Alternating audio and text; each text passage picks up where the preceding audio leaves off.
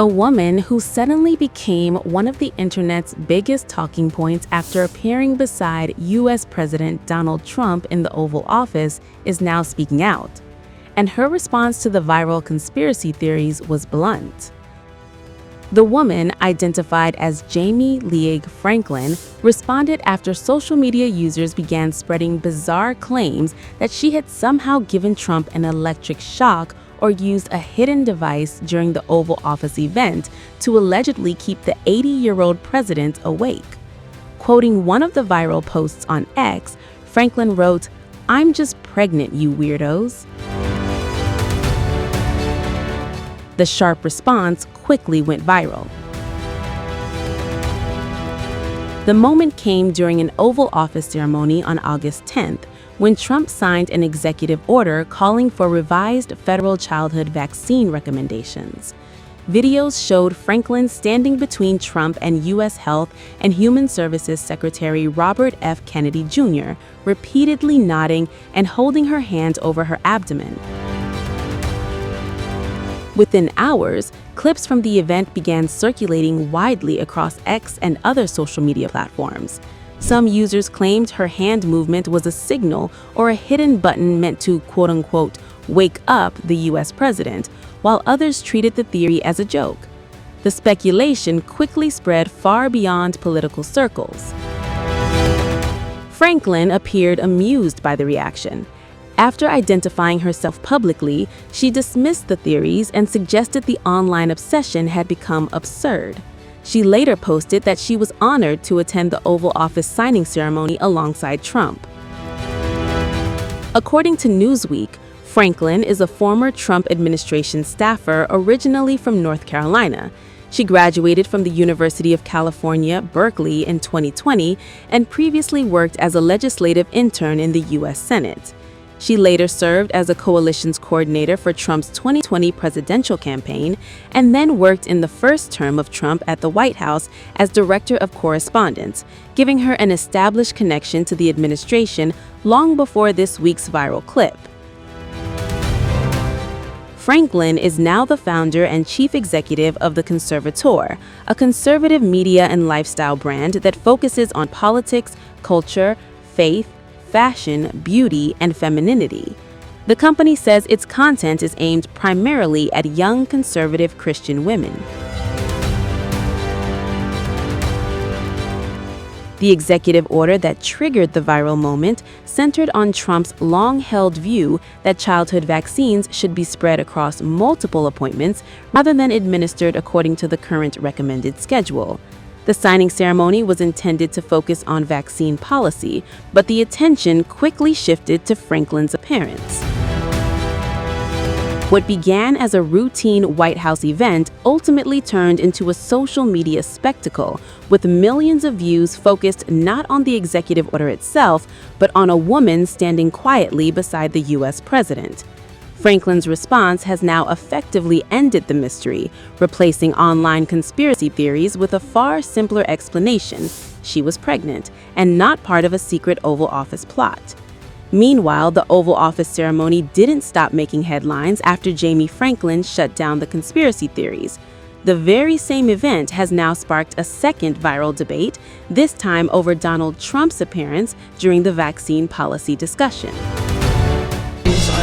Across this country, looked at all the 80-year-olds in this country. Parents a choice, autonomy, a decision-making over how they want autonomy. Is Donald Trump's age catching up with him? The 80-year-old U.S. president has once again been accused of nodding off during a public White House event, reigniting brutal questions about his health, stamina, and ability to stay alert on the job. Difficult to answer otherwise. Where if you come to an answer that links autism to Trump was filmed with his eyes closed and appearing drowsy during a ceremony on August 10th as officials discussed his controversial new childhood vaccine policy, and critics wasted no time turning the moment against him. "Wake up, sleepy Trump," one mocked, reviving Trump's old nickname for Joe Biden. Others accused him of falling asleep on the job, while memes questioned whether the president is now struggling to stay awake at public appearances. The White House event was supposed to be about Trump's executive order reshaping childhood vaccine recommendations. Instead, once again, the cameras were focused on Trump's eyes. One post declared, "Donald Trump has just lost consciousness behind RFK in the Oval Office. He is fast asleep." Another mocked, "Haha, remember when he was making fun of Biden and calling him Sleepy Joe? Wake up, Sleepy Trump." Others piled on with jokes about the president needing to schedule everything around nappy time.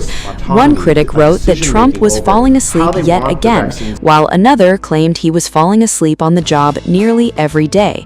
But not everyone agreed with that interpretation.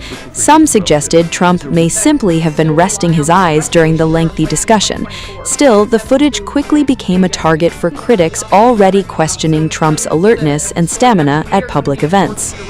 But the footage has once again put his age and presidential stamina firmly under the microscope. Today is a historic day for public health in this country. The executive order recognizes the plight of millions of parents across the country with autistic children.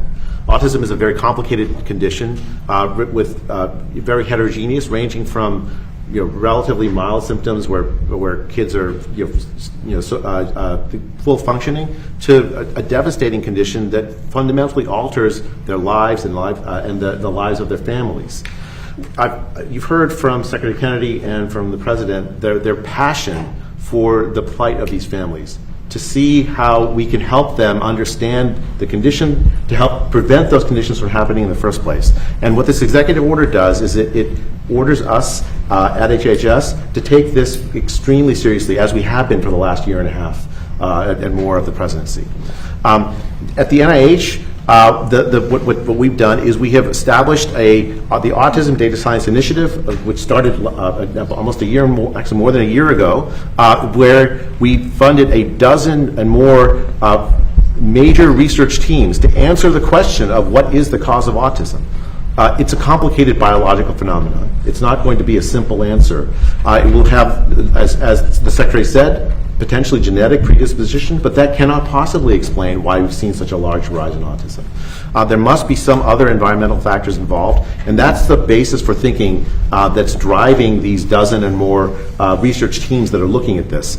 The science takes time. It's very frustrating, and I know I felt that frustration myself. As a scientist, you don't get answers immediately. But the teams have been working assiduously for a year, and the main thing I want to emphasize that we've already accomplished in that year is we've changed how people and the scientific community thinks about autism. You've given them permission to ask the question that would otherwise have been difficult to answer otherwise.